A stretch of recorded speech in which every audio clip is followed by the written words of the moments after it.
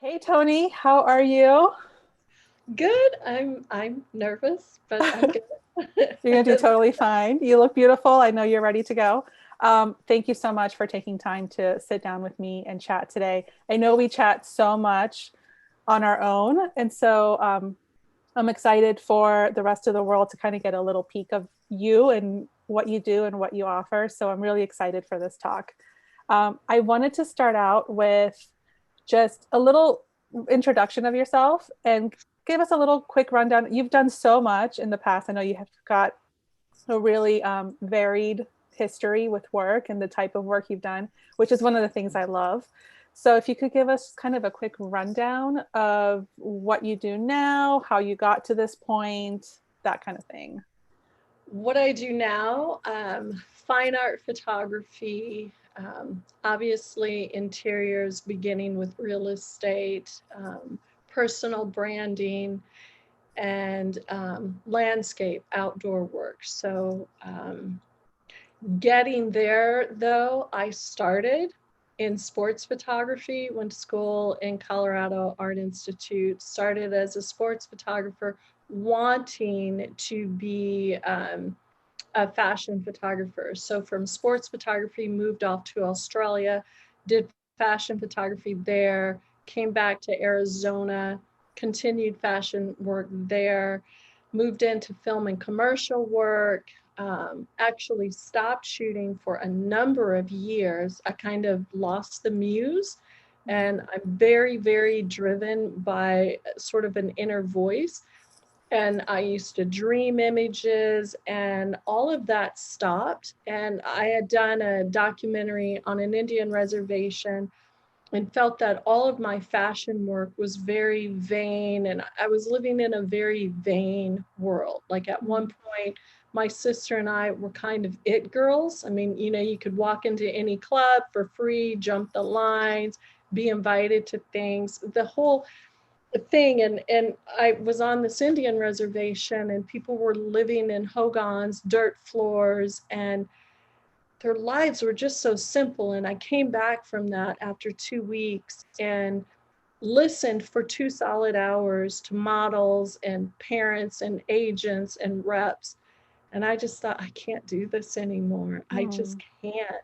So I had a trip scheduled that Kodak had sponsored because I started shooting in film, and we had film reps, and my Kodak rep had Kodak sponsor my trip to Greece. So there was I was going to do the Greek islands and shoot Cool. there for a month, and I literally didn't even do that. Like I was dead creatively, and so I sold all my equipment and left the studio space, moved to Denver, and waited tables. I felt like I had to learn how to serve people Yeah. after being on the reservation, where I was, I think, very self centered.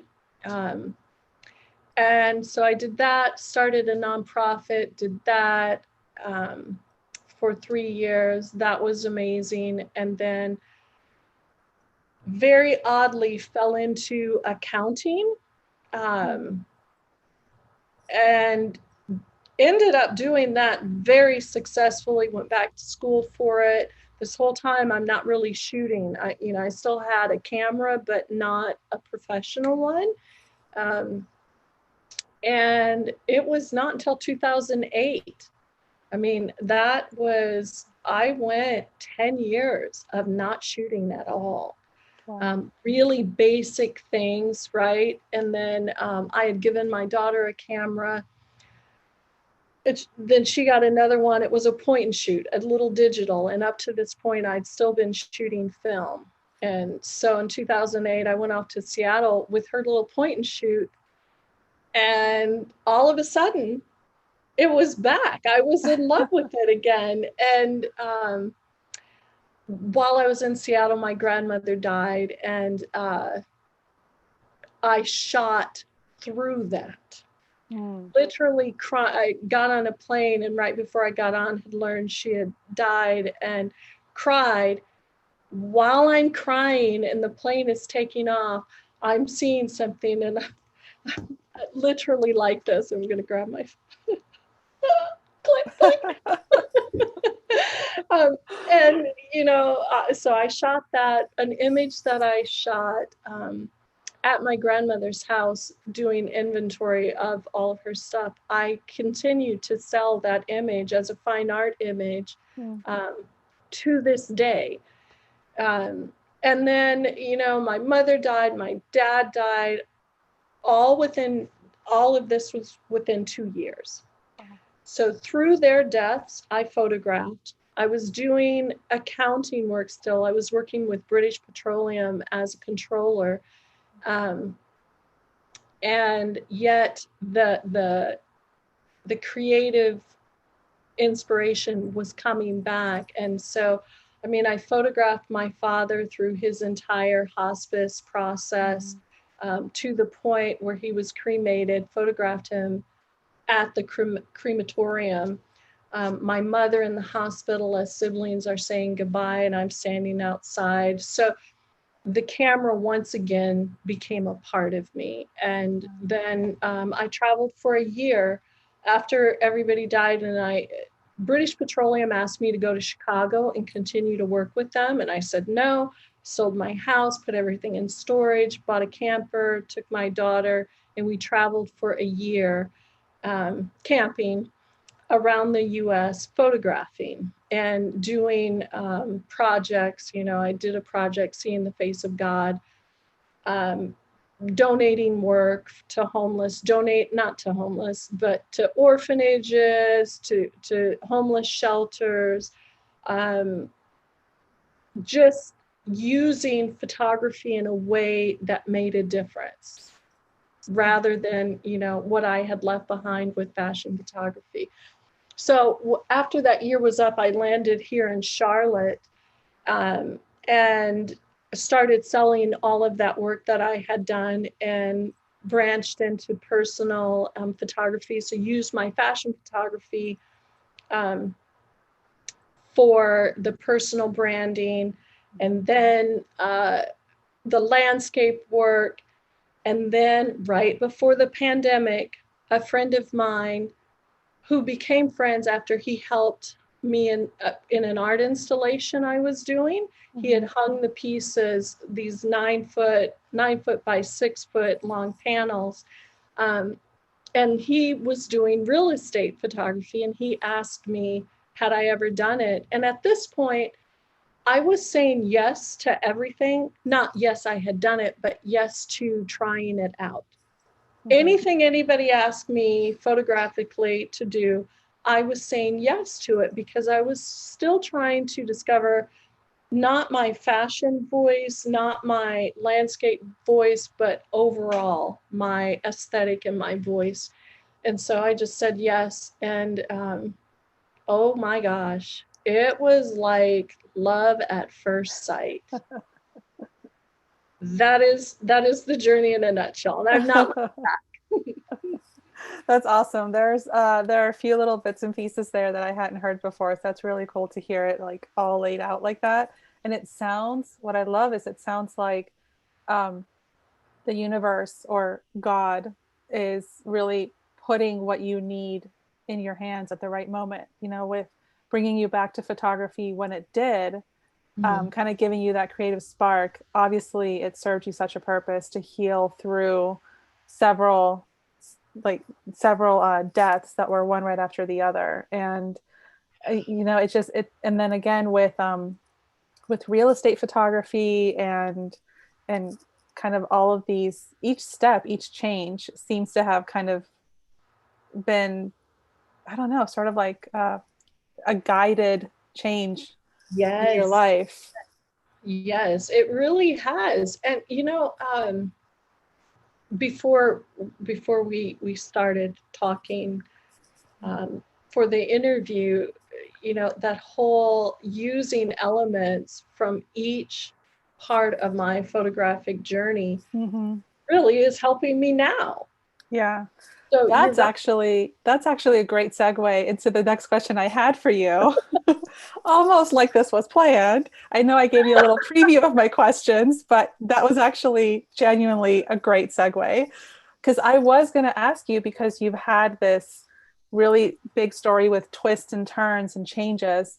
Is there, I'm curious if there's a role in your life, in your past, that surprisingly has come in handy now with your photography business. Um, I would imagine, I think we've talked about the way that the accounting part of your history comes in, because knowing the finances is just such a big part of being a business owner. But um, is there a role, or is there a job, or is there something that you learned along the way that you're like, I did not think this was going to help me today, but it's totally playing a part? Yeah, and it's the biggest thing. Well, I'll say landscape photography, I'm going to say, is probably the key, Hmm. because I view interior spaces like exterior spaces, right? Landscape, you're worried about composition, you're filling the frame, you're looking at your foreground, you're looking at your background. You are not controlling the light, but you're paying attention to the light. And Hmm. so going inside, it's just an interior landscape for me. I like that. So, and now interior wise, I'm looking at the light, and interior wise, I have to learn how to control the light. I have had to learn how to cheat the light. And so the fashion photography comes into that. I mean, the fashion photography, when I shot in Australia, I was so insistent on natural lighting, where all my friends were doing studio lighting. And I just thought, you can't duplicate God's light. You just can't duplicate it. Um, and so I learned to manipulate it very successfully.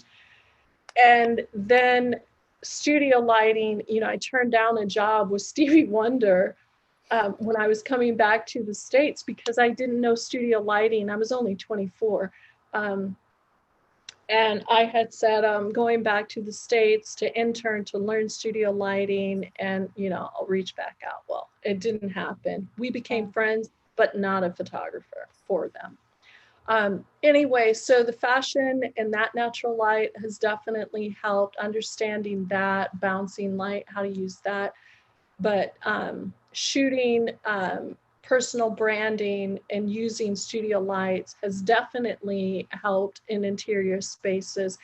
And now I am all the time trying to cheat light, study light, practice lighting interior spaces all the time. But accounting is actually also, for me, plays a role even in my photography, because of the affinity that I had for it was about control, Hmm. right? The natural thing in my head needing control, and the black and white nature of numbers, Hmm. right? Yeah. Where photography is very subjective. And in interior, it's composition is not subjective. There's right and there's wrong. There's on axis and there's off axis. And, you know, there's converging lines. Like, I love that. It fills the void in my life, because I just can't do accounting anymore. I love it, but, um, and I have a strategic brain, and I can think through, and I can counsel businesses. I'll do it for free now. Hmm. But now when somebody pays me, it just turns me into a person I don't like, because I Hmm. get very, very hardcore. Yeah. And then I don't appreciate people not listening to good advice. I never thought of it that way, but that makes sense. It kind of feeds that need to have that black and white, like the rules Yes. that something plays by. Because I think with interior, there's a level of subjectivity still, you know, with the styling, with the lighting. It's like there's, you know, the different styles and the props, and, you know, kind of some people think something might feel balanced and others might feel it's off balance. But you're right, with the lines, with having something to kind of fit that grid, and there's no denying some factors of that composition. Well, there is so much math in photography, in the technical aspects of it. And, I am able to, or I'm working towards it, but I'm able to marry the art with the numbers in architecture, in interior, in a way that, like, I don't feel that way about landscape. Like, landscape for me and being in nature is all emotion, it's all light, it's all shadows. And while I do pay attention to my composition, it's not the same. But interior is definitely that marriage of accounting and art for me. And so I feel way more fulfilled now than I ever did trying to do accounting and do my photography, or just doing only fine art photography. I get very untethered with that because I'm all in my head. It's all about thoughts and feelings and emotion, and there's no structure at all. You do whatever you want to do in fine art. And so, yeah. Yeah. And there's a few comments I want to make on that. You touched on some great stuff. First of all, I never thought to relate landscape art, landscape photography to interiors, but I love that because it makes perfect sense when you talk about it, and it's something I'd never thought about before, but it makes absolute sense. I love that. And I love that kind of mentality of, it's a landscape, you're composing that canvas the same way you do with the landscape. It just happens to be indoors rather than outdoors. Right. So I love that. And I've never seen that comparison drawn before, but I absolutely love it. I can totally relate to interior photography and architectural kind of fitting that. I've always been a math geek. Math always came really easily to me, and I kind of love a little bit of that order. And the numbers. I don't know, there's kind of a very systematic side to my brain that needs to still exist. And I think that's part of why I really always wanted to be a business owner too, is I kind of want to have that organizational side, that sort of overseeing. And so I always thought architecture, when I was in architecture, that really kind of fit both sides of the brain with the creativity and the math. But I never thought that interior photography does so as well. But you're right, there is quite a bit of math in photography, and just kind of these rules and this structure and the composition, especially with something like architecture or interiors, where it's less intuitive and less free flowing than fine art or landscape. Right. Well, and think about ratios. Ratios are all about that interior space, right? That backlight, that's off the scales. It's just blown out. But, there's balance here. There's nothing. The carpet back there is kind of black, like you're looking at all of that. If you're using a light meter and you're trying to, there's a balance that comes. And I'm not going to sit here and profess to have it down pat yet. Like, as you know about me, I'm freaking studying every single day. And, I am a firm believer in mastering your craft so you can get back to the art of it. Yeah. Like a painter knows their brushes, knows their colors through and through, knows their pigments and how to mix them, knows their oils through and through. My dad was an artist, so I think about, the hundreds of brushes that he bought and the different hairs used in each brush. And he knew them. He knew which one did what. And, I, for the longest time, was not a technical shooter. I was an emotional shooter. And I fixed it later in post, or I fixed it in the darkroom, right? You did your little test strip, and then you processed the film after according to the test strip. Now, just trying to level up, I think in terms of mastering my craft, and, you know, like, that's in Photoshop, that's my camera. I want to just know it without thinking so that I can get back to the art and emotion of the space. Yeah, absolutely. It's kind of the same idea of you got to know the rules before you break them. You gotta, Yeah, you have to know the rules, be familiar with the basics, and then you kind of have that freedom to get creative and choose to break them strategically, or however you yeah, want to do it in your art. But it's having that knowledge as a base. right, right. And you know, I seriously, this is not a question you asked, but it ran through my head. Mm-hmm. Is it's a bit of a pet peeve of mine when, before I say what I'm about to say, I'll say this. Yes.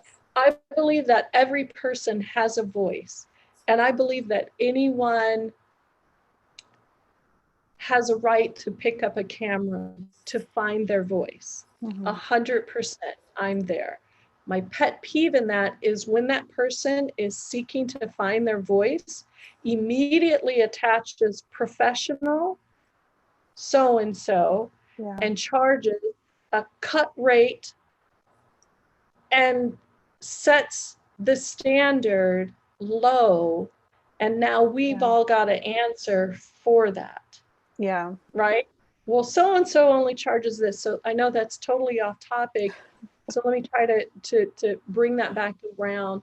I think that every photographer needs to know through and through. There's one Mm-hmm. thing, you know, you take a job and you don't quite know it, but you know enough, right? Mm-hmm. You should always be trying to strive to the next level, but it should still be within your reach. It, you know, if you have to stretch a little taller or step up on a ladder, but you shouldn't be jumping, right? You Well, and shouldn't. I think that happens so much today because of social media. You have all of these expectations that if you slap a label on yourself, you are that thing. And it's like, well, to an extent, like there still needs to be some acknowledgement of where you are on that journey. Where are you on that path? Like, yes, you might be a photographer, and yes, you may be charging and getting clients, and technically that could be considered a professional photographer. But then there are different levels. There are different levels of experience. There are different levels of offering, different skill sets. Like, just, yeah, kind of acknowledging where you fall in your market, so that you're not throwing everything off and confusing clients, non-photographers. Right, There's a lot to be said for sort of that self-awareness. right, right, Yeah. right. Well, along those lines, so I don't take us off point, is I was on the phone yesterday with a new realtor client, right? Someone had given her my number, and she wanted a home reshot. And I said, okay, tell me what you liked about the photos and what you didn't like. So we both pull the images up, and her first thing was, I like the pictures are fine. I don't like the staging. I said, Mm. staging's not that bad. The pictures are not so good. And so I just spent the time educating her, right? To, you know, there were three spaces. So let's say this over here had nothing but natural light. That was all blue cast, right? And Mm. then the main area had the tungsten cast. And then in the back, it had fluorescent green cast to it, you know, a Yeah. combination.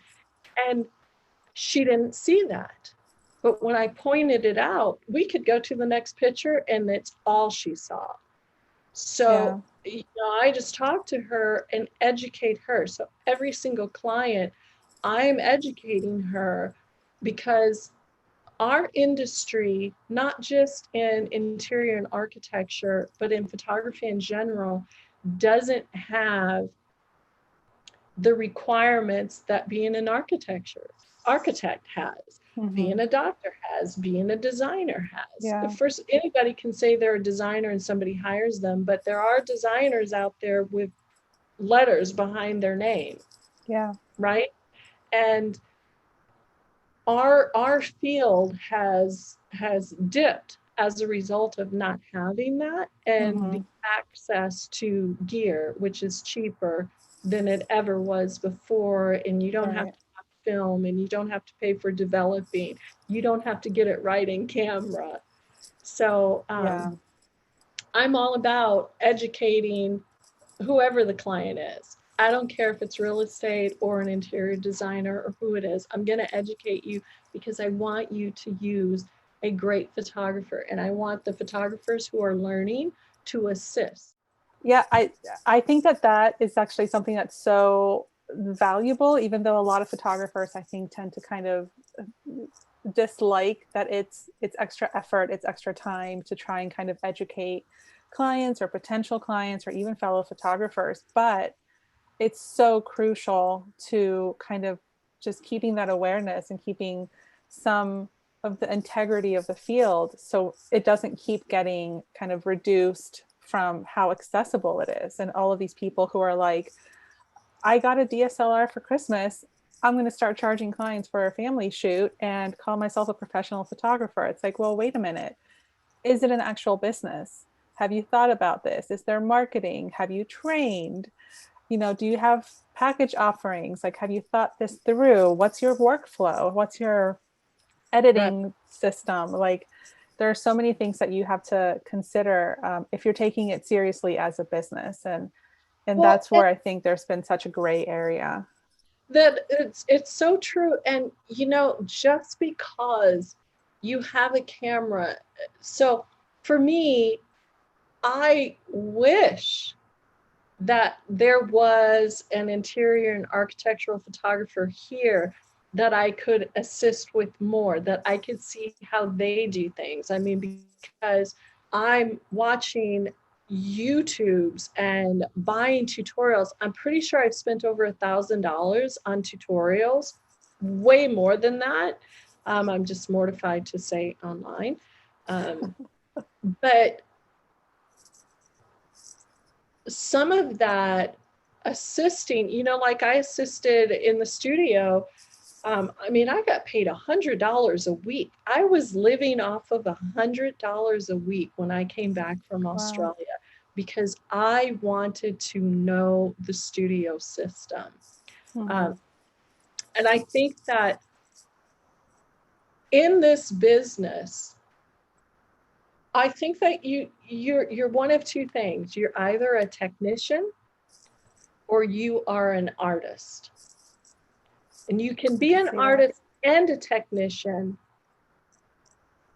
You can just be an art, but to just be a technician, there's no soul in it. So when you're just painting by numbers, and when the work dries up, or, you know, you're not seeking answers out for yourself, you're online, tell me how to do this so that I can go get paid to do what you know how to do and I don't know how to do, and I'm going to trip through it. And then afterward they say, you know, the client didn't like the work, and then you've got people saying, oh, but it's great, when it actually isn't great. Yeah. Right.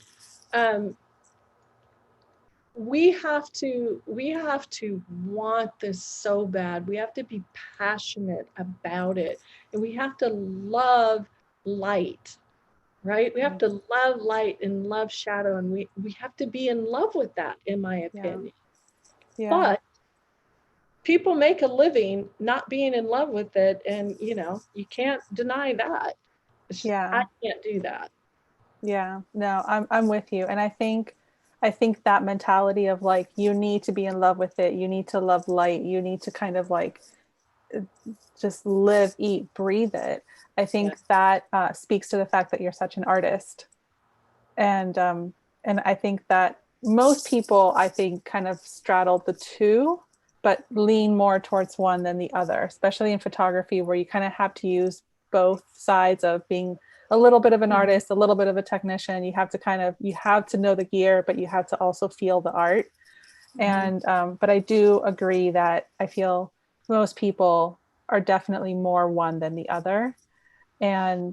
And sometimes you can see it in the photos. And unfortunately, there are some who kind of aren't either. They're more business minded and they're just kind of looking for the buck. And Yes. I like to think that they don't tend to stay in the industry very long, but I'm sure there are some that could prove me wrong. Well, I think that every artist should be a technician. Again, what I Mhm. said before, you need to master your Yeah. craft so that you can create without thought. There's a book called Atomic Habits. Yes. Girl, that book is Yes. everything. Everybody get this book, right? That's one of my favorite books. I read it maybe like a year and a half ago, and it blew my mind. It was so good. It blew mine. And I only Yeah. just read it, but it just reinforced, kind of that inner gut thing. But Yeah.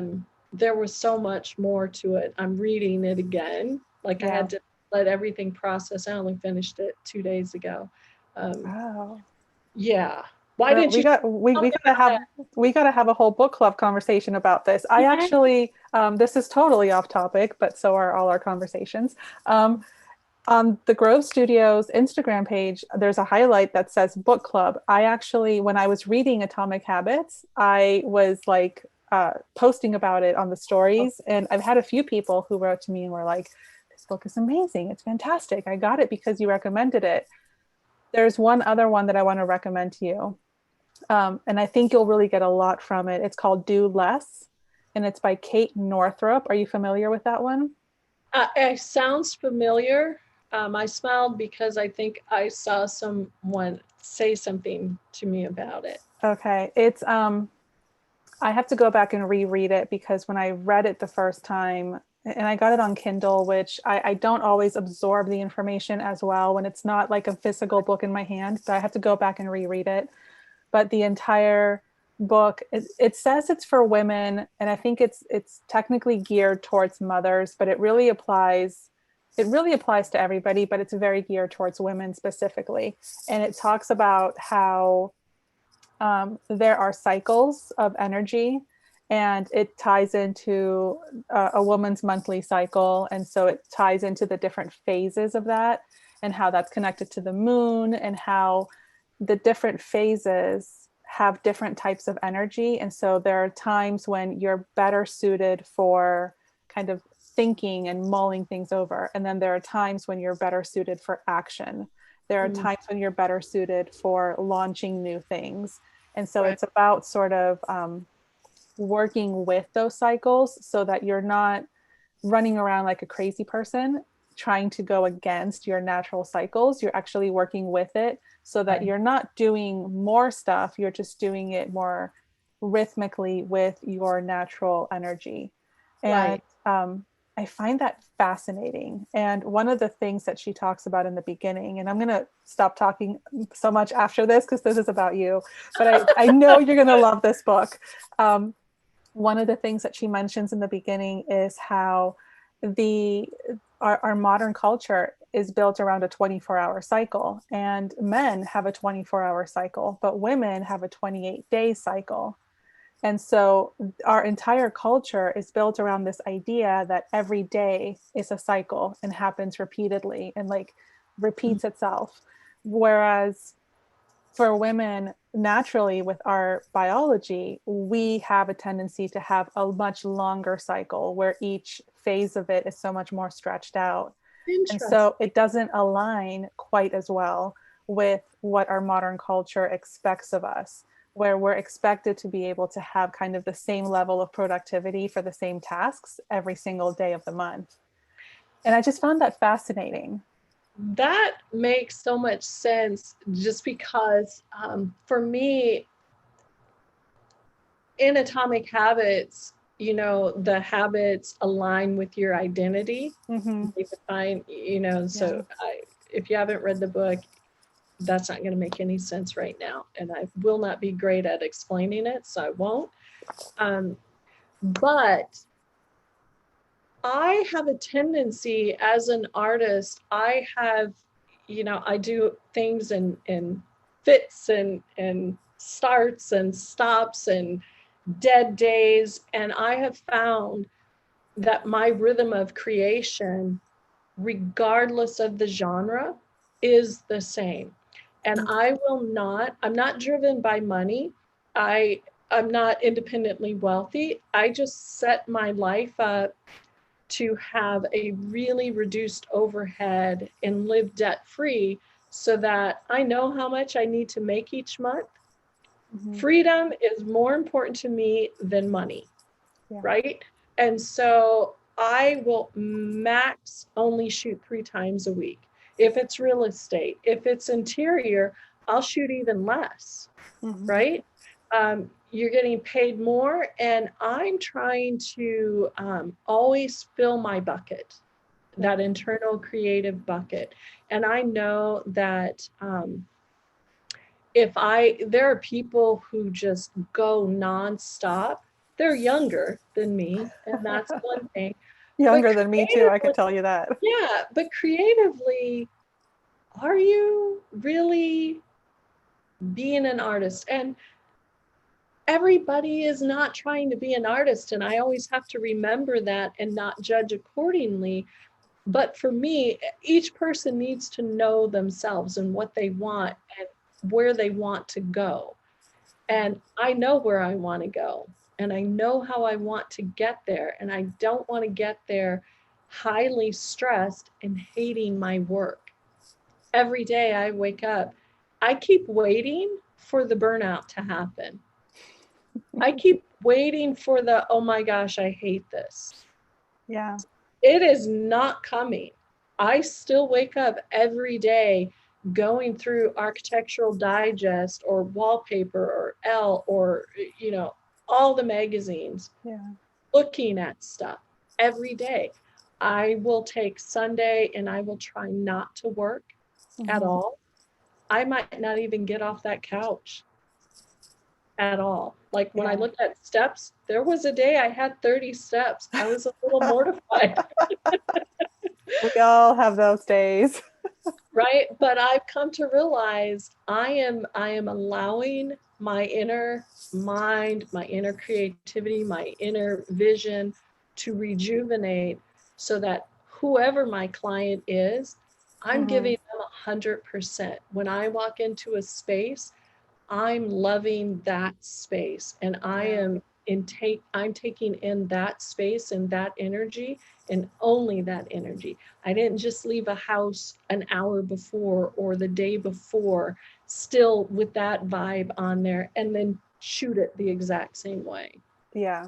No, I completely agree. And I'm very much of the same mentality, and I feel like this notion of I don't want to have more and more and more and more. I feel like that, to an extent, at least in my experience, comes more with age too. Like you get to a point where you're just like, I don't want 20 shoots a week. I don't want to be running around. I don't want to be traveling all over the place. Like you kind of start to find what those priorities are for yourself and then adjust your definition of success and what you want for your life around those priorities. At least that's been my experience. And it sounds like that's been similar to yours too. I don't know if it's like this for you, but when I go to a space that I'm just in love with, I went to a shoot and I knew I was on the verge of being sick. Like I must have had 3 shots of espresso to just try to have some energy walking in. Yeah. And then I played really loud music driving to the shoot. I walked into that space 14 hours later, right? Because you're doing twilights and you've got a shot list. I had forgotten how I felt the entire time. Yeah. Like it just goes away and adrenaline and the love of that creation comes in. When I left and got in my car and drove, it was a 40-minute drive home. I could hardly walk once I got out of the car. Like that's when it hits you. Yeah, pulled myself off the seat. My neighbor saw me dragging equipment in. Like, Oh, he carried it all upstairs for me. oh, that's very Yeah, nice. yeah. But that goes to the, I couldn't do that day in and day out. Now, when I did film and commercial, filming days could be 14-hour days, Hmm. 7, 10, 20 days straight. But I Wow. was younger, and I know Yeah. that, you can still do that. And when you're on set, you're not going all the time. You're not Right. on your feet 100%. There's a lot of hurry up and wait, hurry Yeah. up and wait. So it's not as taxing. I Yeah. think what we do is physically difficult. It definitely can be. Yeah, absolutely. And um, again, you gave me a really great segue to kind of go back to some of the questions I had for you, because I want to make sure that we talk more specifically about the real estate photography work that you're doing and the interior photography work that you're getting into doing more of now. Um, I recently had an experience just like what you were saying, where so I didn't do a whole lot of shooting during the pandemic. I did very, very limited shooting, and I um, was asked to do a real estate listing shoot, which I don't normally do many of, but it was a personal referral from somebody that I'd worked with twice before. And so I went ahead and took it. And I charge a bit more of a premium now because I just don't want to do real estate listings very much. So when I do, I charge a higher rate. And but I walked in and the home was just stunning. And he had put so much love and work into it. And I didn't love the staging, but the home itself was just phenomenal. And tie that into the fact that I hadn't shot a lot in the past year. I spent way more time there than I was supposed to. I spent way more time there than what I was paid to spend there, and I delivered like a ridiculous amount of photos. But I always think about you in situations like that because you've talked so much about, and I love this approach. Your approach to real estate photography was really different than almost anybody else that I'd spoken with who started taking on any kind of real estate or interior work. You really went into it kind of with this clear vision of wanting to have it lead to working with interior designers and architects. And you took real estate photography as more of like a learning opportunity. And so you were like systematically over delivering for your clients, but knowingly. So, can you talk a little bit about that? Because I think that that's brilliant. And I feel like so many people would benefit from taking that sort of mentality and approach. Yeah. So, what was her name yesterday? Was Karen, right? From Yes. Loop. Yeah. And she had said for people wanting to go into that, to look at homes and, if you're shooting real estate and find those vignettes, find those moments. Well, I started immediately telling people, this is how I'm shooting it. I love your home. I need the time. I'm going to create the images, period. And I just felt I was being paid to learn. And I would ask the realtor if the home was not occupied. Like the first woman who hired me, she was a designer, builder, realtor. Like she just had it all. So she had these brand new homes, perfectly staged, non-occupied. So, you hear everyone shooting real estate taking an hour, 2 hours max. Mhm. I just can't. I I can't can't do do that it. either. I cannot do it. I can if I'm using the little formula here, 6, 5, 3 shots, send it to the editor, wham, bam, thank you, ma'am. That's it. Even incorporating flambient, one pop in drop, but I knew what I wanted. So the first 2 training sessions I had, I was just watching what he was doing and I was inputting, fix this, that, you need to move the table. And that was just from a photographer point of view. It wasn't knowing real estate. I hadn't seen Mike Kelly's videos about moving furniture to create more space or anything. Adjusting pillows, straightening a table, those kinds of things. And he's like, oh, you'll do really well in this industry, but you can't take that kind of time. I was like, but I am going to take that kind of time, because I literally view every single thing that I shoot as an expression of me, as my brand. And I can't deliver crap. Yeah. And I say that word, and I don't mean it derogatorily. I mean it in this way. Every single image that I deliver is my voice. Yeah. It's my brand, and it's the realtor's brand, and it's the homeowner's brand. They loved their home. They lived there. They put their heart, body, and soul into it. Love making happen in that home. Children grew up in that home. Emotions existed, and I somehow want to feel that and capture it. And so she allowed me the time and space to figure it out all day. I could be in there 2 or 3 days in a row, figuring stuff out. And I did it, and I was so happy. And I delivered the pictures. If I asked her for a house to shoot that had already, hadn't sold yet, but had already been shot by someone else, I said, I'll give you the photos. Just give me the space. Oh, no problem. Whatever you want. I'd go in there and I'd figure it out. I'd bring Architectural Digest images, study those, try to figure that shot out, study the light. I'd screenshot from other people's websites, work that I loved, Instagram account, it didn't matter. So working with her, she loved the work because it was more magazine style and not real estate style. Okay, but the dude who was training me, his realtor, he was trying to get me to be his backup when he went on vacation. So he was trying to sell me to his main guy. So the next shoot that we did, he did the shots and I went behind and then did my shots. That realtor said, these are not real estate photos. She needs to dumb it down. So the guy calls me and says, can you dumb it down? And I said, no, if I have to do that, I'm not doing this.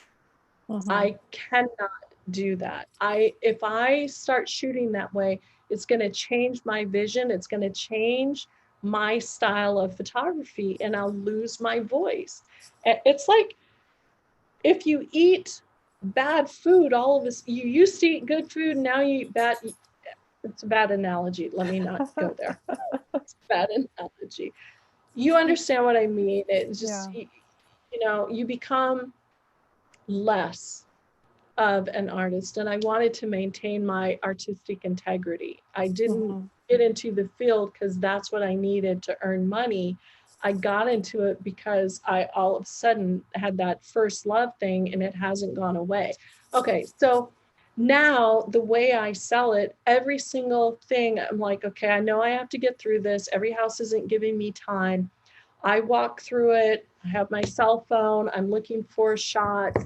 And then I do all the standard images, and then I'm looking for my shot that I can add to my portfolio, 1 or 2 or 3. And as each new realtor called me, I showed them my prior work.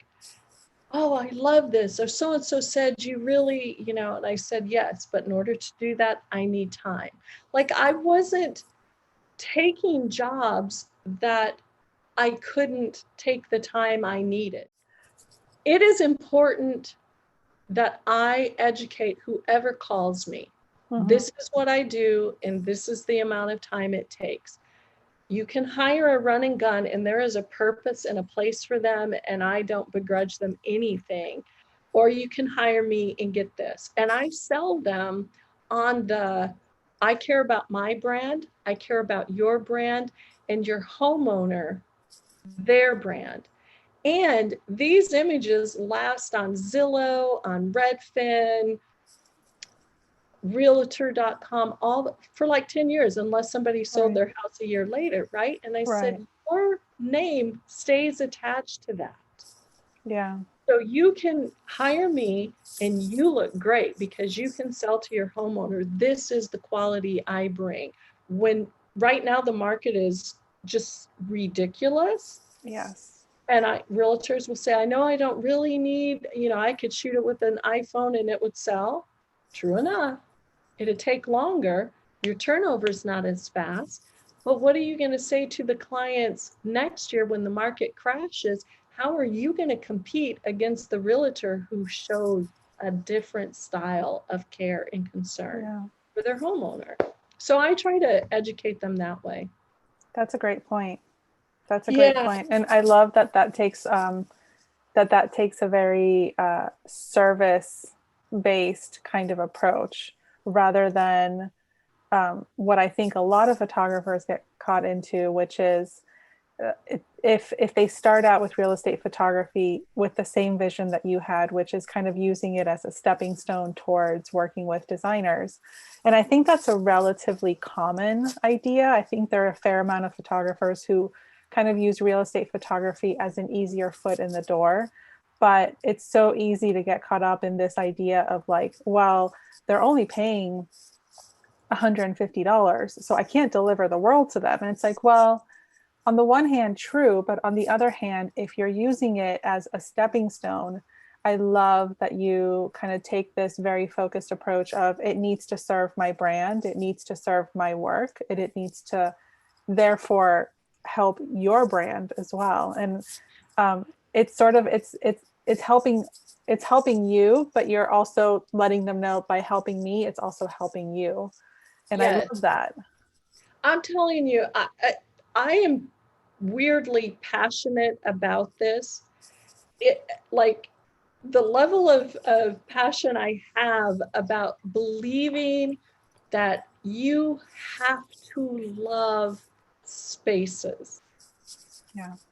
And if you love spaces, like there are photographers who they go, the realtor doesn't know anything. I'm just there to get the job done and pay it. These are good enough.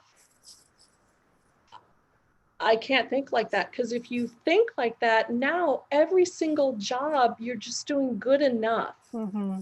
And you're not looking at how you're going to grow. And then you want to move into interior design. Now you hear, gosh, you can make a lot of money and you're shooting less, you're delivering less and making more. Now they've missed the mark, and now they have to undo a lot of that learning. And now, they're it's a slower roll, and they have to unlearning something is much harder than just learning something. And implementing that from the very beginning. And it's really all I care about is creating a beautiful image. If you give me 5 hours and it really would only take an hour, I'm going to take the 5 hours just because I can. I'm not thinking in terms of time is money. Mm-hmm. I'm thinking in terms of time is art. The more time I have, the more art I can create, the more beautiful I can make this. Mm-hmm. All I care about. I'm going to get paid regardless, but I'm creating a little niche. I'm always going to, I think, shoot some real estate just because I love being in people's homes. I am somewhat voyeuristic, and I think all of us are that do this, right? We want to see people's spaces. And I grew up very poor.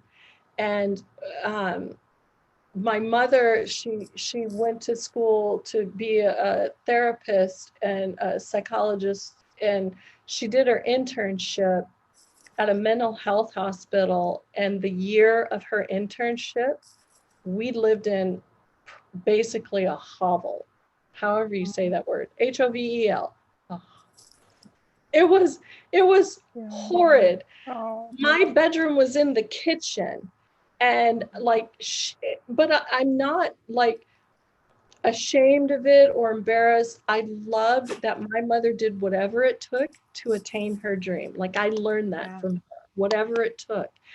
What that did for me, though, is we were in this small town in Iowa, and I wanted to go to church, and there wasn't a church in this town. And so this family came and picked me up. It was 25 miles one way. So like, the man drove 100 miles every Sunday at the end of the day, the 25 to get me, bring me back, right? Yeah. Wow. 100 miles. And as we drove along, I found myself always looking in other people's homes, you know, at night, and the windows were open. I wanted to know how other people were living and what their homes looked like. And when I went to my friend's house, I was just sort of obsessed with it. And that has stayed with me now. I had a huge house in Iowa, and I loved my home. But I find home ownership owns you. You really don't own the house, it owns you. So I love not owning now. I live minimally. But that love of a home is what moves me forward, not love of money. It's the love of the space. And I think that that's what you need. If you want to be in interior design, gosh, you get to spend the time to create these beautiful vignettes. And so my first interior design job, everything that I had learned shooting these homes and real estates, I was able to incorporate in that first job. And I love those images. I look at the first images I created to those, and I'm going, okay, you're getting there. You're not quite where you want to be, but you're getting there. So Yeah. yeah. And I think for those who approach it more pragmatically, I guess, and kind of business wise, your approach makes sense business wise too, because you're leveraging every single real estate shoot to help propel you in the direction you want to go in as a business owner too. It's serving, it's really feeding that artist, but because that's such a big part of who you are and you are your business, it makes sense business wise too, which is another reason why I kind of love that approach that you've taken. Is it serves you artistically, but it's really helped your business as well. And I think that's something that a lot of people who approach it as a business have trouble understanding, because they're so focused on the numbers and kind of thinking about time as money, but um, the approach that you've taken, where you're looking more at creating the art and making sure that you're true to what you want to create, that serves the business. It's just a much bigger picture kind of approach. It is. And there is there's multiple YouTube spaces that will teach you how to do real estate photography. Mm-hmm. And what ends up happening, everybody's photos look the same. Yeah. And that is fine if you are in it for business and to, shoot 3 homes a day, shoot 30 homes in a month. Like, I can't even imagine the turnover on that. After a month, I would say I'm never doing it again, right? But that's me. Not everybody is thinking like that. But I just know if I follow those rules, my work is going to look like everyone else's, and I will not have discovered my voice. And I'm discovering my voice, my lens. And I'll say I'm not there yet, but I am getting closer. I am, every day looking at all these magazines, and I'm looking at who shot it. When something really resonates with me, I'm like, I need to, and I will look up every single person, every single shot. I look at who the photographer was, and I go to their website and I look at all their work. And one guy I recently, it's the most recent issue of Art Digest, he shot Ashton Kutcher's home. I didn't say his I name right. saw those photos. I mean, the house is amazing, first of Oh all. my gosh. The photos Yes. were gorgeous too. Douglas Friedman, I'm familiar with his work, yes. he's freaking amazing. He's in his dark shadows and his light. Yeah. That's what I want. When I saw that, I thought, yes. Ryan Wicks is another one. He's not like big yet. He's in England. Where is he? It doesn't matter. But he started with Mike Kelly's videos, Barry McKenzie, Tony Roslin, however you say his name. And this guy, he's turned all of that into his own style. Good. And I love it. And I'm like, and I call him. Any photographer that I really like their work, I'm emailing. I love your work. Can we talk? Lots of them ignore me. It's whatever. I'm looking for them on Clubhouse, though. I'm waiting for Clubhouse. I can be in the room with them. Could be like, I found you. I tracked you down. Yeah, I'm a Now you got to talk to me. Yeah. So I want to get back to you have been taking on more work with interior designers recently. You've kind of started taking a little bit more of that on. And I know that was always your goal from the beginning. You've been talking about really wanting to kind of get to that through real estate. So what helped you get those first clients with interiors? Was it the real estate work? Was it Clubhouse? Yes. But obviously real estate, obviously having access to homes, having access to shoot. But was it when you were doing the real estate shoots, was it because you were creating that type of work and then they saw it online, or was there some sort of outreach, or like how did those first couple of designers come to you? Okay, so Clubhouse and Instagram, but Clubhouse specifically. I went onto Clubhouse just as a fluke. Somebody had written about it, right? I told you about this, and they were complaining about the exclusivity of it, and how you needed an invite and yada yada yada. And so I was like, I need to know what this is about. So I went online, signed up, fell into it, and I thought, I'm gonna look for architects. I'm going to look for interior designers. I'm going to be in their room and I'm going to learn from them. I'm going to ask them questions. I'm going to ask them, what should I be reading? What should I be looking at? What do you require from a photographer? What do you look for from a photographer? So I use them as research, but as a result of being interested in them, not even asking them for work, just being interested in them, and then bringing something to the table. I did not come just to take, but to bring. And so when they were talking about something, I would jump up on stage. I'm not a designer, I'm a photographer. And you guys need to be looking for X, Y, and Z. This is important. This is not important. Yeah. You need to be asking these questions. People reached out to me from that. It had to do with the love of it, the passion of it. Because it's voice only, right? Mm-hmm. So they resonated with that. And then I made sure, as you know, I have 4 Instagram accounts. Yes. 5 actually. Oh my God. One's for my collective. They're photographers. We have a collective and I manage that. Oh, okay. But when you're in Clubhouse, you link one Instagram account to it. Mm-hmm. Yeah. And initially I had my main account, which is all the landscape. So I switched it out. Anytime I went into a room for that, I switched it to my Spaces account. Mm. And so they would immediately go to that and they would DM me. Loved what you had to say. Let's talk. Loved what you had to say. I'm interested in this. Let's stay in touch. Reach out. Send me your pricing. And it was, again, for me, because I came to them offering, not begging.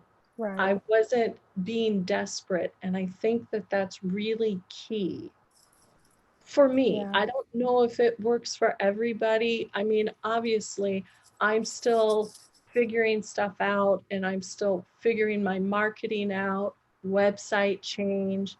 You show what you want to shoot, right? So Yeah. I'm changing all of that. But that's where it came from. And then one interior designer, she was posting images of her own home. Mm-hmm. And I was in love with it. And and she was in South Carolina, just on the other side of the border. And I just DM'd her and I said, I love your space so much. Please let me come shoot it. I was not asking for money. Just let me shoot it. I'll, of course, give you whatever, but I need to shoot this. And she's like, are you kidding? I love your work. Yes. And then she wanted to pay me and I did not take her payment. I was like, and all of you will say, when people offer you money, take it. Not necessarily. Yeah. I needed this to be a gift. Mm-hmm. And I needed to, sometimes you just have to give something. I asked for it. She didn't ask me. So that's basically how it started coming. And again, I'm still working through it. And now my daughter works for an interior designer. Well, there you go. Yeah. So, but I do love and completely agree with what you said about approaching potential clients, basically, but approaching them not from a place of asking for them to give you something, but rather just genuine curiosity, genuine interest in what they're doing. I've been a huge believer in, you have to, listen to the podcast, get in the groups with designers, kind of get in their world a little bit and learn about what messaging they're hearing, what conversations they're having, what struggles they're having. So I love that you approach it from that side, and hallelujah for not taking that payment from that designer. I think that was totally the right thing to do. I probably would have done the same thing, if nothing else, because I don't like to break promises. And so if I say, let me just get in there and shoot just because I love it, then I would feel a little grimy about taking money for it, but kind of going back on what I originally said. But I think it's really smart too, because it builds that trust and connection. Mm-hmm. Like it's genuine. It's like, no, I'm not in it for money. I genuinely wanted to shoot your home. And that's fantastic. That'll stick with them for a long time too. Exactly. And this woman whatever. She called me out multiple times. People in Charlotte, you need to know who this person is. And, that's like the best marketing you could have asked for. Right. But, I'm going to say that my approach works for me because of who I am. Yeah. Right. I think there's something to be said. So along and I mentioned the mentor, he had said something to me. I said, I want to work for brands. I want to shoot for Art Digest. I don't feel I'm ready yet. And he's like, he is one of the top 50 executives in the world, advertising executives. He is in one of the top 5 advertising agencies in the world. Wow. And it was through Clubhouse and him listening to the One Scary Thing room I was telling you about. And he reached out to me and said, I'll mentor you, right? And one thing he said to me that I think is relevant for everybody.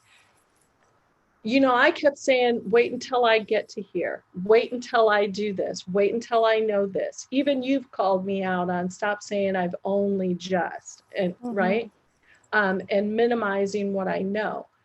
I am always thinking of where I want to get to. And if I'm here, you know, the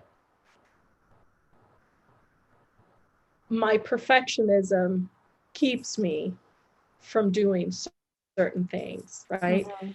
And so he said, keeps me from delivering on time, keeps me from, showing work, um, keeps me from asking for work.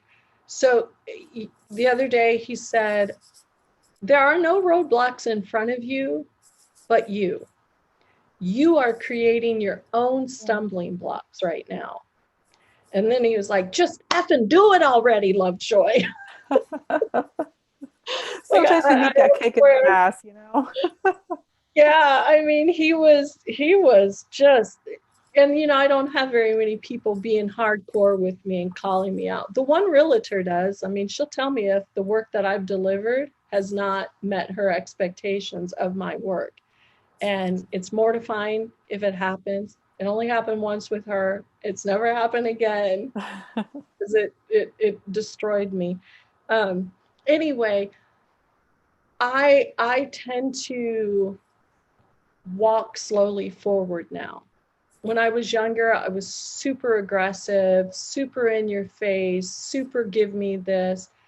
And I'm trying to take back a little bit of that, like Lauren in our group. Mhm. She is all over it. She's just like on it. And I'm inspired by her and her youth and her energy and that take no prisoners kind of thing. She just Yeah. does it. I don't know. I'm gonna know it, right? Mhm. I It doesn't seem like it maybe in this talk, but I'm pretty laid back now in comparison. And so I have to rev up a bit more and I have to ask for more and I have to be bold in the asking and I have to be willing to fail up, Hmm. I like right? that. Yeah. Yeah. Yeah. And So that's kind of that. yeah, no, and yeah, that resonates a lot with me. I mean, just I think it was yesterday I was saying that I'm trying to be braver about asking for certain things. So I think and maybe it is an age thing. I mean, I see that with a lot of the younger photographers too, where they just sort of have this approach of like, well, I don't know if I can do it. Let me just try it. What's the worst that can happen? Like what? So they're gonna not like it. Okay, so I'll just keep going and just do it with somebody else. And I'm so much more cautious of that, and or more cautious than that. But there's a beauty to that. There's definitely, and I think it is about finding that balance. You're right. And earlier you were saying you said it 2 or 3 times during this conversation. You were talking about how you've seen an improvement in your work, but you're not quite at like this yet. You're not quite there yet, but you're getting close. And something tells me that you're kind of always going to feel like you're not quite there.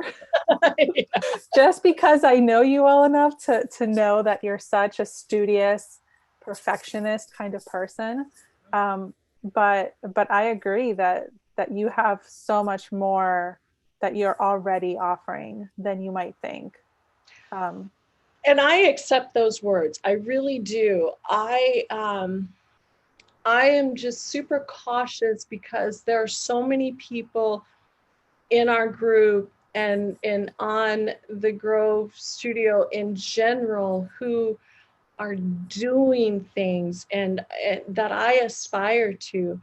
And you know, we talked about this, I've been doing this for a year. In another year, I feel like I will have consistency. I feel like I will have everything in my toolbox for any situation that I'm in. And I say that because any day that I'm not shooting, I'm testing yeah. and trying something or learning or reading or watching something. And to that, I am obsessive about that. Just because it's a love thing. It really is an absolute love of it. So much so that I've realized I don't have the same passion for my personal branding photography. I mean, I have a passion for photography, period. Um, but I am not as excited about a branding shoot that's coming my way, even if it's branding. I'm going to make a whole lot more money than I am a real estate shoot. I won't turn this down, but I'm looking forward to this. I'm Yeah. planning this shoot out. I Yeah. am like researching this space. And I, even if it's real estate, I'm location scouting. I'm Mm. going online and I'm looking at, was this home for sale before? What did the old pictures look like? I'm planning the shoot. I go to bed. I'm walking through that house. I see the house before I even get there. Um, so yeah, I think that there's so many amazing shooters out there, and I aspire to that level. But even more than that, I aspire to solidify my voice. I Hmm. aspire to someone saying, that's Toni Lovejoy's work. Yeah. That's what I'm looking for. Um, And I feel like and I haven't seen a ton of your fine art work, but from what I have seen, I feel like you have recognizable work in that genre. yeah, In your fine art work, like it feels like a Toni Lovejoy photograph. yeah, And so I can absolutely understand that. I do want to add one thing though, just just be aware also that the consistency is a huge part of it. And I do think that just with more practice, you get more and more of that consistency.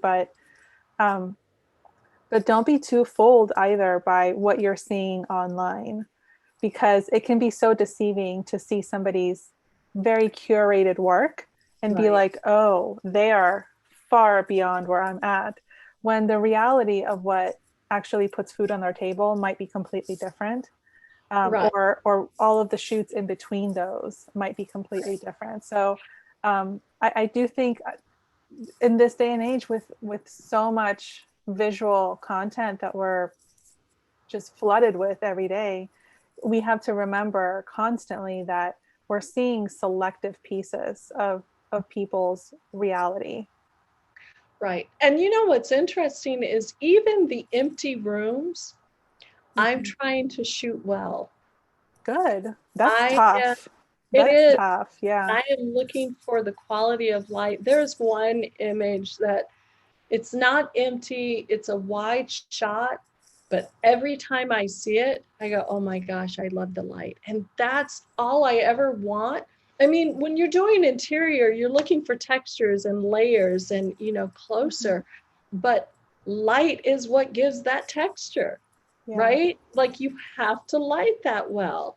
Um, and I love sweeping light coming across something Mm-hmm. because that's what every single one of us, we were talking about this earlier, like your mom likes a darker room, you like a brighter room, but every single person loves when they see light and shadow combined, like when the sun's going and it filters through the trees and Yeah. there's light and it's golden and it's playing against and you can see everything, but nothing's blown out.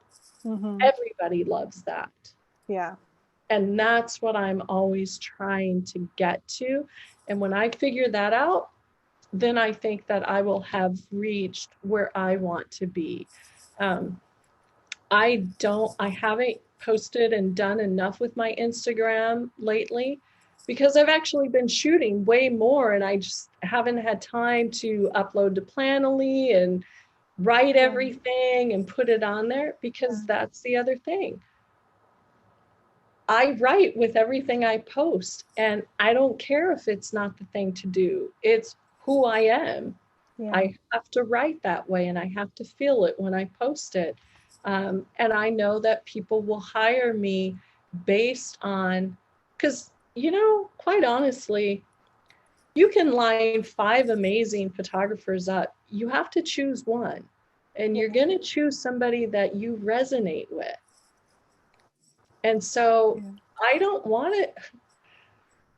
I'm not going to be political.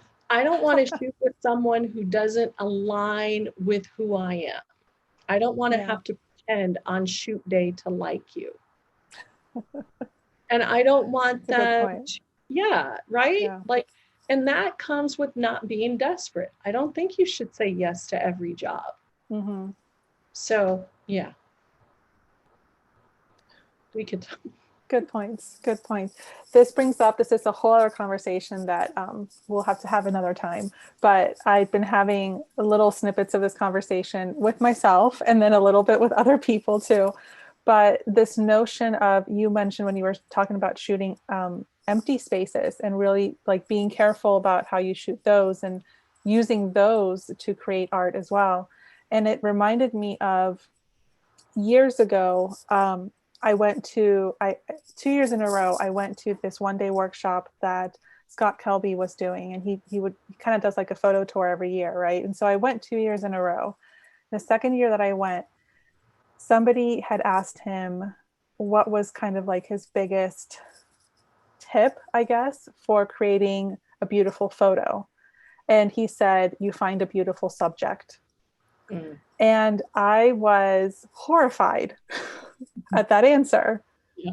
Horrified. And I seemed to be the only person in the audience who was horrified, which just made it worse.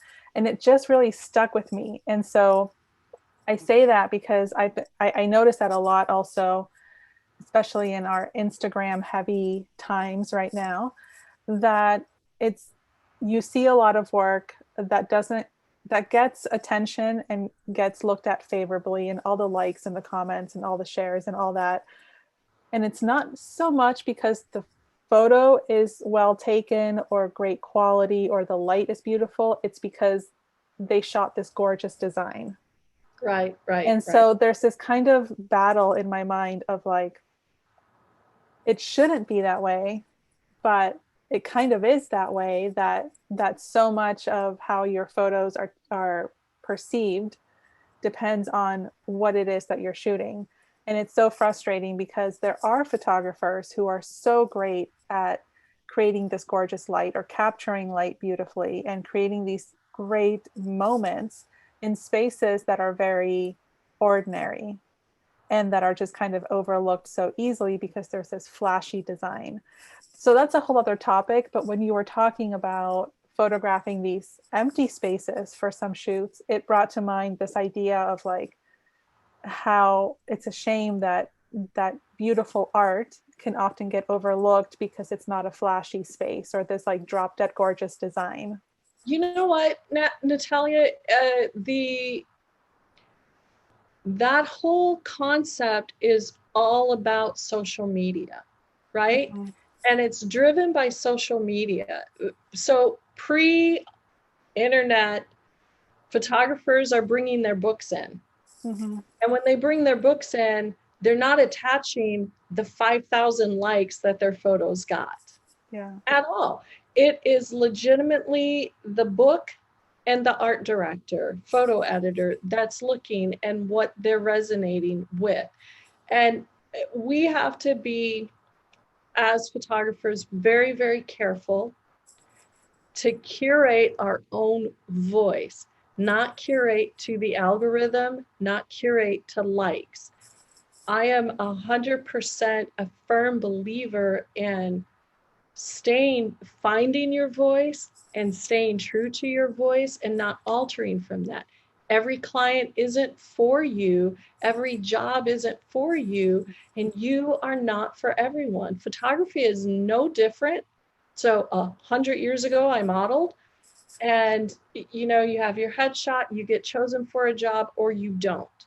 And it's not about your look. It's not whether you're pretty enough or thin enough or anything enough. It's, do you fit that brief? Mm-hmm. Period.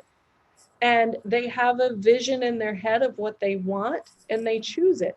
And if you keep altering your vision to fit every Tom, Dick, and Harry, you lose yourself, and your work becomes inconsistent. And then if you copy someone else, well, just hire the original person. Why do I need to hire the whatever they're called, the poser, right? Just shoot. That's why I think it's very important for every shoot that you do to think about it, to take a little more time. If you want to transition, if you want to be an artist in your work, take some time. Yeah. Think time is not money, time is art. And give yourself time to create art, even if it's an additional 30 minutes. And stop shooting 3 houses a day. I don't know how people do that. I could never do that. They I'd be do it. exhausted. Yeah, They do no, it. they do. They do. But if you want to do other work, you can't do that. You just, because you don't have time. At the end of the week, you're freaking exhausted. Yeah. And then you don't want to pick up your camera. During the pandemic, I was shooting for this guy in his company. He had this well-oiled machine, and I took this job to learn to shoot fast, to improve my personal branding, right? So he was doing school photography, and he was doing it natural light though, and everything was outside, but you had 3 minutes to create images with each kid. It was brutal, brutal work. And I only did it for a season, and it changed me in a good way. I learned from it. I really, really learned from it. But I'm saying this specifically to, during the pandemic, all of this guy's work shut down, all the photographers that he had, and they were talking about how they hadn't picked up their camera the entire pandemic time. And I thought, how can you be a shooter and not shoot? You can't only shoot for money. You have got to shoot for yourself, and you have got to shoot what you feel. Like, I get real estate pays the bills, but you need to find moments and time on a house. You have realtor friends, ask them to go back in. If you want to create new work and you were in a house and it hasn't sold yet, homeowners out there, ask, can I have 1 hour, 2 hours just to go in, just to create 2 shots, 3 shots, spend time with just that. Yeah, absolutely. Or if they're going to be approaching it from such a money-centered point of view, where they only pick it up to make money, then hopefully they have a different creative outlet, right? Hopefully there's some kind of balance there. If it's not going to be your photography business, by all means, have some kind of creative or artistic balance that you put in there. Literally every photographer needs to have personal projects. You cannot just shoot interior, and that's for you too, and for everybody who's doing commercial. I mean, look at Mike Kelly with the airplane thing. You have, because we're not just a one note band, whatever the whole analogy. I get you have to. And people do look at your personal projects. They do want to know, and people get hired sometimes from their personal projects and not any of their paid work. Oh, for sure. Well, I mean, it says so much about who you are outside of your business. Yeah. And you're showing, you know, a lot of commercial work, you're following a brief. Yeah. Your personal work, you're not. And that shows your lighting style, your sense of space, your whatever. And then all of a sudden you have other work. Yeah, totally. I know that's something I need to work on for sure, because I feel like I have no hobbies. My hobby before was what turned into the Grove Studio now, and I'm like, well, that hobby's out the window. That's a business. I know, it is a business. That's a whole other job. That's a whole other full-time job. So I got to find a different hobby. Okay, so I have a couple of questions that are sort of questions I like to ask everybody. And because I don't want to keep people on here for like 2 hours. So, I mean, we could go on for more than 2 hours, but do you have a favorite hack in a photo shoot? Like kind of, some kind of something that you use, like clips or tapes or something, like some kind of little hack object that you just love using on photo shoots? So I don't have to use these all the time, but I do have specific things to help me get through stuff. Yeah. So these little things, Oh, the little suction cups. Yeah. suction cups, right? I started out using gaffer tape to block windows. And one time the gaffer tape, which should never damage a wall, it Yeah. was a cheap brand, it ripped the paint off. Oh. On a new house. Oh. Yeah, and it was up high enough. Yeah. And then I learned about these, and you put them on the windows and it blocks it. So I use these, and I bought a projector screen, Mm-hmm. fabric one to use outdoors, but it has the holes in it already, rather than the shower curtain, because that, it was too clear and I wanted it to block light. So Mm. projector screen, there's a white side and a black side, and I can flip it around. Okay. And because of the holes, it just fits whatever I need it to fit.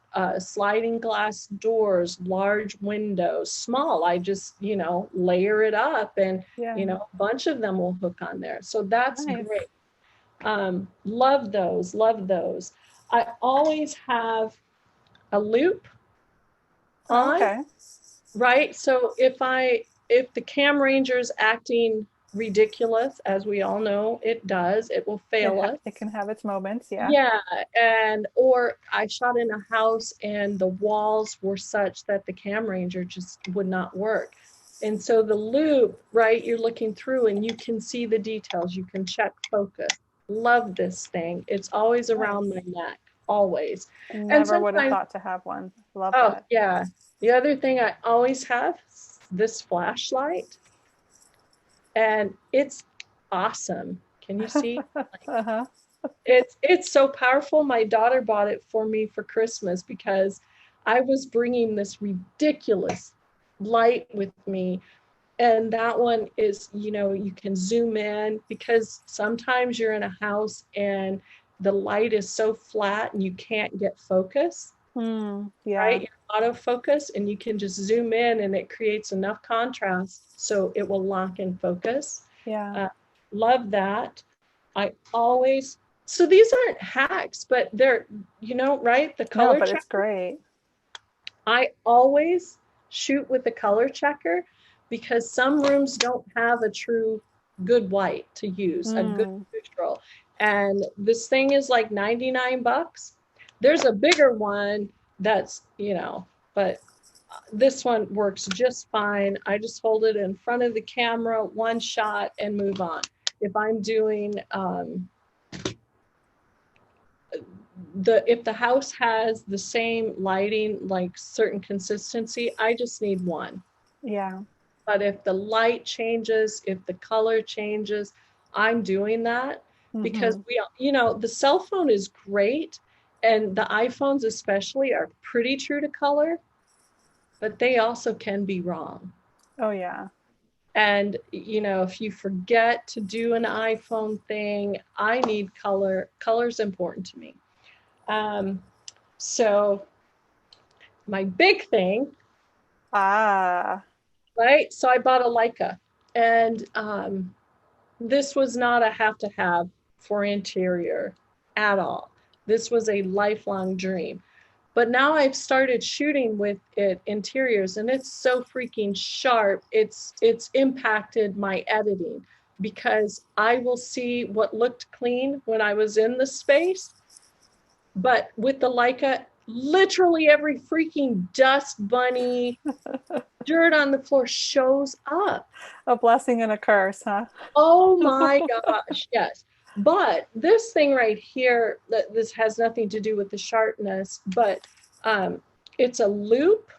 It's called a Visoflux, and it allows me, to turn it this way, and I can look down that way. So when I'm in a tight corner, I cannot shoot with the Cam Ranger with this. It doesn't talk to it. Mm-hmm. It has a phone app, an iPad app, but it is nothing like Cam Ranger. Cam Ranger is really awesome.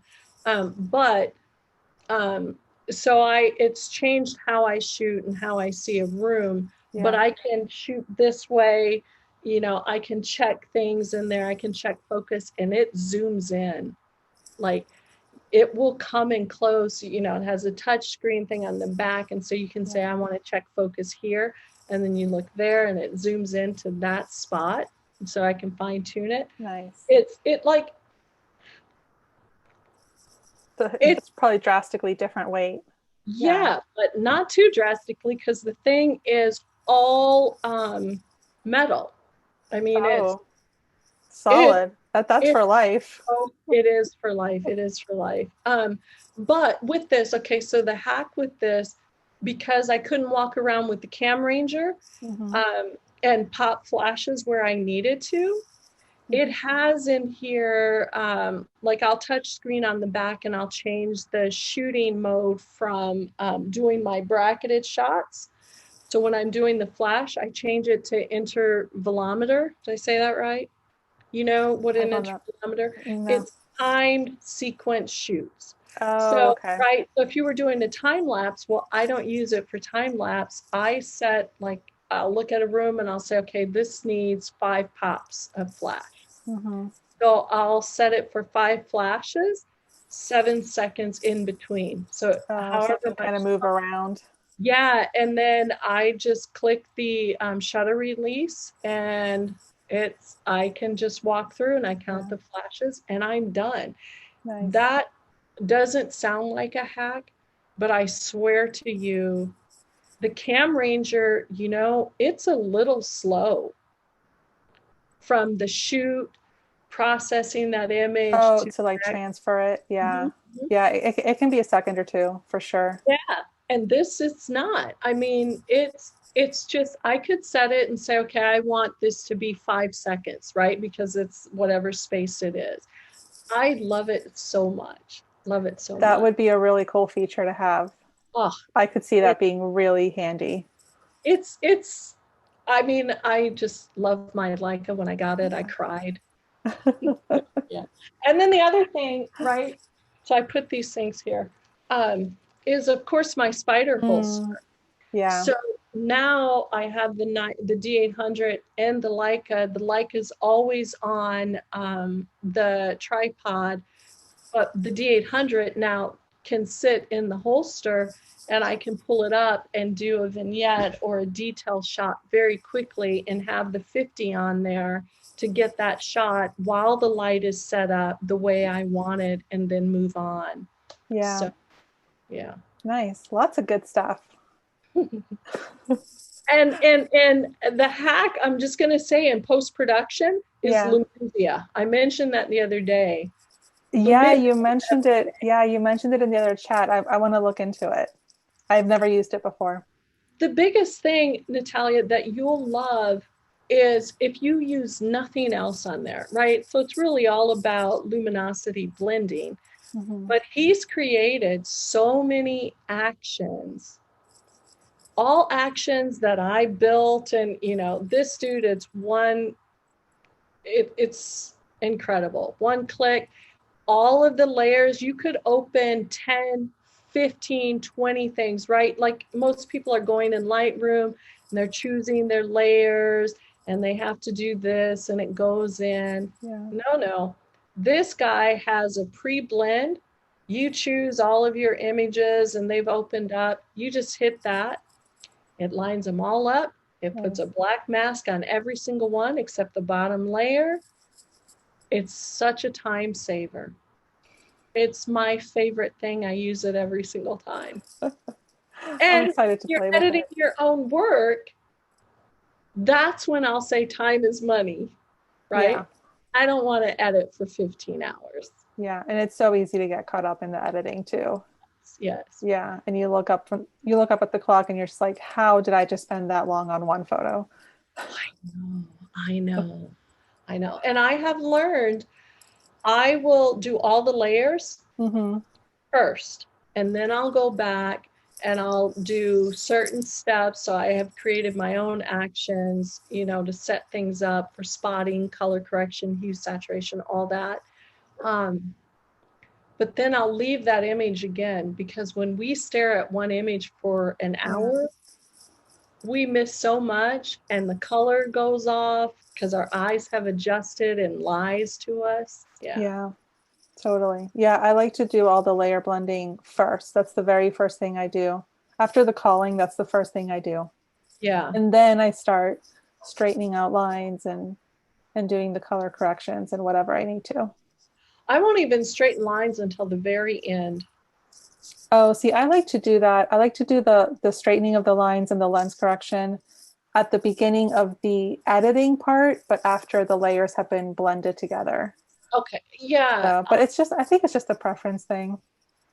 The only reason I don't do that is because when I come back later, I'll see something I missed, Mm-hmm. and I'll want to go grab another layer.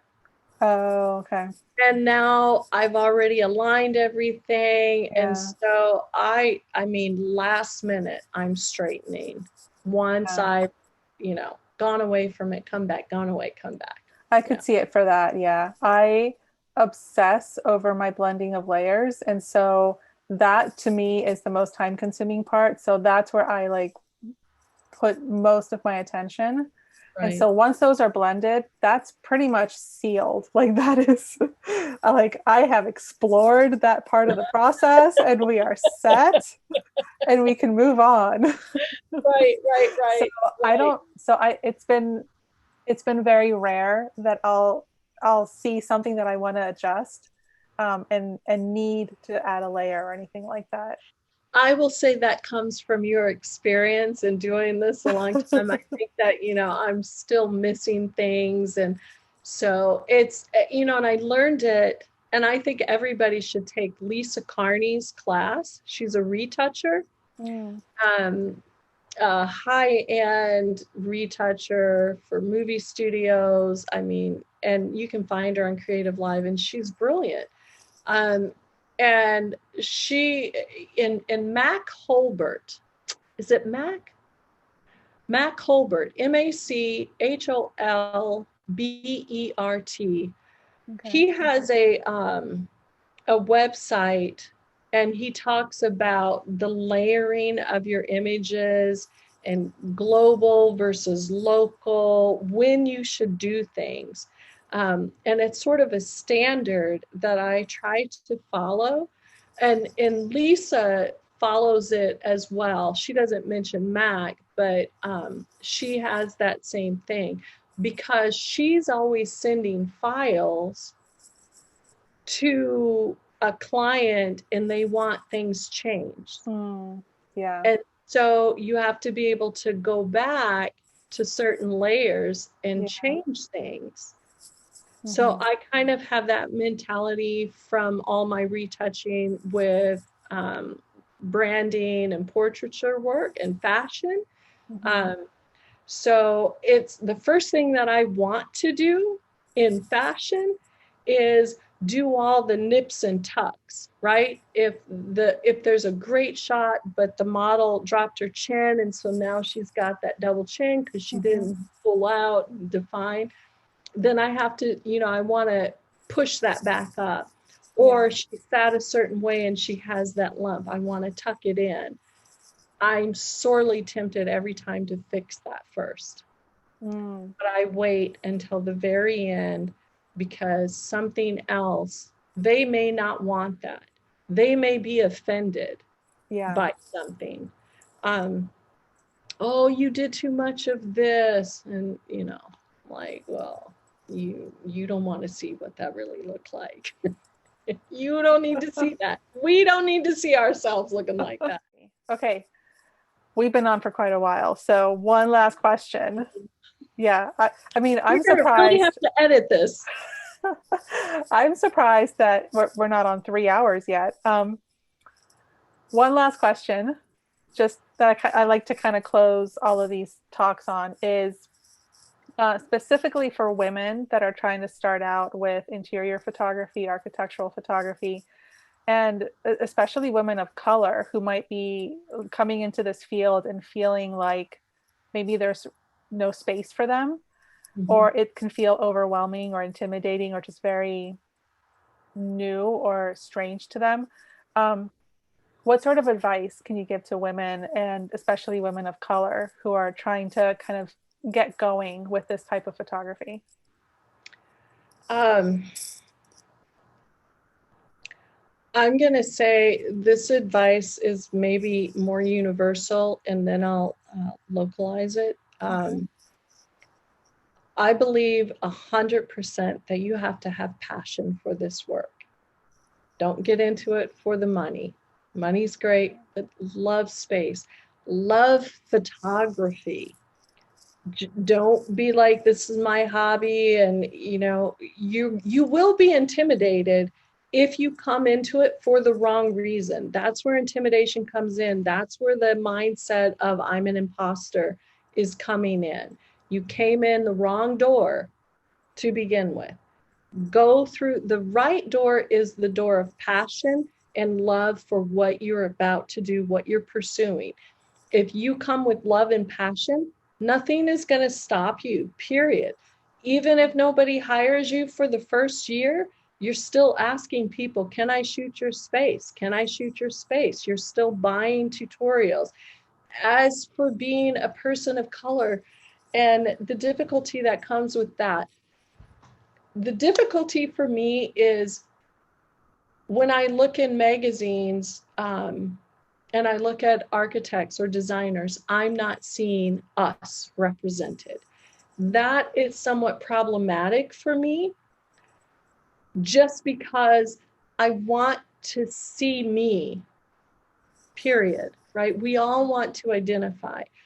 I want to see photographers of color that are shooting the interiors. There aren't enough of us. That's why you have to do it. That in and of itself should be the motivating factor. I'm going to be another person doing this. I'm going to be another person aspiring to the next level and inspiring someone else to walk through that door. Everything that I'm doing, I'm always still going to go to a school and talk to people about it. But I'm talking to people about just being a photographer, period, and finding your voice. Um, as a Black photographer, um, I go into spaces on Clubhouse that are designers of color, and they talk very specifically about the difference in their design styles. There's a difference in design styles, and that is educating me as well. Like, because we don't get to see all these spaces and what the differences are, we think there's only one style of design, and we're not celebrating that broader spectrum. Um, I think that's it. This is the shortest answer of all. Um, It's good though. I think it's potentially one of the most important answers. yeah, Especially for anyone listening who is wanting to get into this type of photography and feeling like it might be too big a challenge for them. So maybe the shortest, but one of the more important ones, I think. I'll close it with this. Hmm. When you said it's too intimidating, it's what I tell my daughter, Natalia. Not you, but my daughter. Um, One of the few other the Natalias other I know. Natalias. Yes. Everything in life, not just interior architecture, everything when you know nothing looks intimidating, looks impossible. Crossing the Atlantic Ocean, driving across country, but you get there by getting in the car. You get there by driving the first mile, and you only think about the first mile. You only think about getting in the car. a snail can cross the United States. It's going to take longer, but it will get there. And it's the end goal that counts.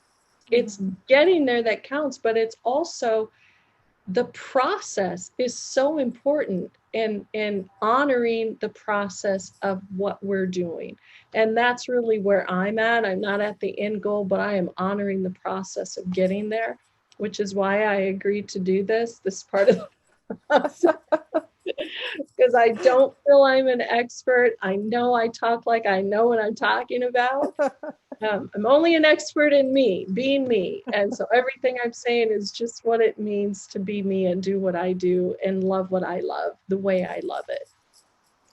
I think you're more of an expert than you think you are, but I'm glad you showed up.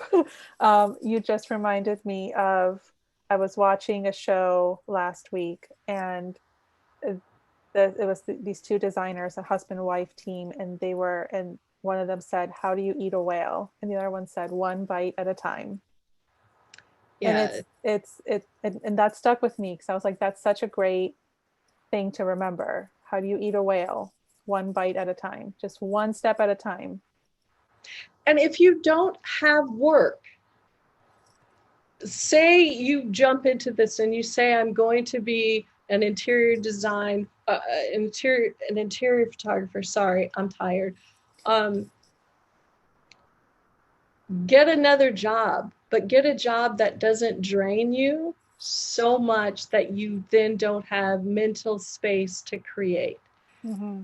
Find something. And that advice came from a photo consultant when I got off the road, and she started going through my work, advising me on how to move forward. She said, it's a 5-year thing. Really establishing yourself for business in general, it's a 5-year thing. And you have to have money behind you. And if you don't have money sitting in the bank account to float you for 6 months because you haven't worked, you have another job. But that whole time, you have to be shooting. You have to be shooting. I cannot say that enough. Shoot, shoot, shoot, test, test, test. Learn and shoot. And don't just learn and sit there and watch videos. Get your camera out and shoot every day. Do it. That's it. Yeah. The work will come slowly but surely. Be dedicated to that. Love the business of photography, not the business, but the business of picking up your camera and creating a piece of work. Love that. And then even when there's not work, you'll still be doing it. The people who have given it up, they're like, oh, I just can't, I burned out, or there's no money in this. They were in it for the wrong reason. Yeah. Plus, that's a statement. I look back at, I haven't done a whole lot of personal work in the last couple of years, but in my early years, I was doing so much shooting just for fun, just because I wanted to. And I think also that's the type of work that you look at so fondly. Like, I look back at those and I'm like, man, that was a fun time. That was such a great time. That was such a great project. Or I loved that I had access to that building, or I loved that I captured that location, or whatever. So I think some of those personal projects that you use to kind of fuel the passion and fill in that time also tend to be the ones that you look back at most fondly when you're kind of looking back at your whole library of work. Right. Yeah. And I look at some photographers' work that I admire their interior work, and then I see other work of theirs and I'm like, what in the world? They did not translate their love of space and light and into any other industry, and I think, or any other genre. And I think that that's something that we also have to do. So, say you do interior and you go, okay, I'm going hiking, I'm bringing my camera and I'm going to shoot landscape. But you just do this, click, click, click. You have to shoot the exterior space the same way you did that interior. You compose, you look from front to back, corner to corner. You pay attention and everything has a place and needs to intentionally be in that frame. And that's how you improve as an artist. Yeah. And I think we should shoot all genres just to see what else we love. If I hadn't done that, I wouldn't be here talking to you right now. I wouldn't know you. We wouldn't be friends. You know what? If I had not done that in my early years, I would not be here sitting with you because I would not have founded the Grove Studio. Because Right. early on, that's what helped me too. I love the skills and the experience that people bring from other genres because I feel like you figure out what you love, you figure out more importantly what you don't love, and you figure out where your magic lies, where that secret sauce of yours really shines. Yeah. And it's yeah, I mean, if I had not gone through all those horrific shoots and experiences, I you also get a bunch of good stories to tell, which is really great. But Right. it just, yeah, it fuels so much of what you end up doing. Yeah, like I will never shoot another wedding. I hate the editing of weddings. Oh my gosh, because you shoot so much, 14 hours. There's so many images to go through. I hated that. Yeah, weddings is rough. I have pretty much written off any sort of product photos with solid background. Not doing it. One horrific shoot was enough for me. Not going to happen again. I just did. I photographed this woman's art, and it was the most challenging thing. But you know what? I shot it, and the layering work that I've done in interiors, learned from Mike Kelly, learned from everybody. I was able to incorporate that into her work. She did these mosaics all with mirror, little Oh tiny my gosh. squares of mirror, and then some painting in between. So wrapping the camera in white, so creating a white background. I had to shoot it in her home, not even in my studio space. So I had to create this enclosed white area to control reflections. And then, using flash in different areas to create, hints of stuff. Holy cow. You But are I loved brave. it. You are brave for taking that. I would have looked at that request and been like, nope, not for me. I will pass that on to the next person. I'm telling you, I will say yes to everything until I've done it and I hate it. If I'm sitting editing going, I hate my life right now, I'll never do that job again. Yeah. Yeah. Yeah. But live and learn. Yeah. And I didn't hate this. So she'll bring Good. more of her artwork to me.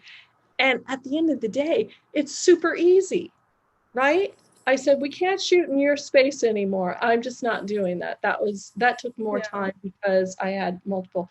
But I said, you bring it to my studio, bring as much as you want. I can control the light there. So Yeah. I didn't mind it.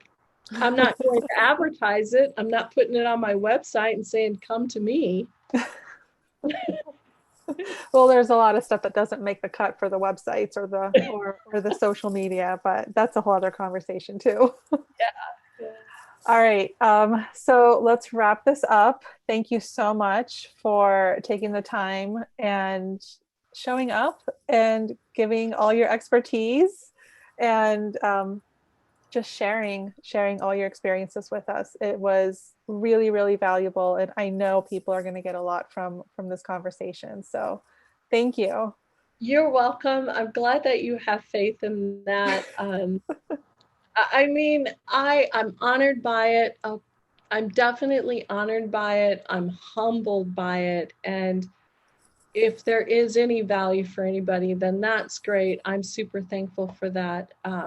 I continue to feel I have so much to learn by everybody who's on our page that please no one think that I know everything. I don't. Well, even the masters don't know it all, I think. I think there's always room to learn. We're Yeah. all learning. We're all lifelong learners. But no, thank you so much. And I'm going to make sure that people have a way to find you on Instagram and your website. And hopefully you'll connect with some new people from this too. Yeah, don't judge me by my Instagram. I suck at maintaining it, but follow me. I'll follow you back. They can find you on Clubhouse. They'll definitely find you Yeah, on there, I'm sure. yes. Well, I'm a little, I'm a bit more picky now with Clubhouse. Oh, Yeah, but I'm on there, but I'm yeah. pickier because people, Yeah, it got a little crazy. You were on there a lot early on. yes, and it was great. I mean, clients from that, Yeah, mentors that's from that, fantastic. jobs from that. That's fantastic. So, Well, yeah. I will make sure to share all the links and they'll get to see some of your beautiful work along with the article. And hopefully you can also share maybe some of your, maybe an image or two from your fine art stuff. I mean, we didn't even touch on some of the projects that you've worked on that have been incredible. So I'll definitely link everything for people and hopefully they can explore that too, because you've done some really amazing personal projects in the fine art sector. So I Thank want you. them to get to see that too. Thank you so much for taking the time and have a great rest of your evening. Go get some rest. You've been Uh, talking for a while. I'm gonna go. So testing the shoot I have tomorrow. I said yes to a food shoot, so I've got to go load gear and then test lighting before I go shoot tomorrow. So yeah, Awesome. Well, thank thank you you. so much, Toni. All right. Have Good a good night. night.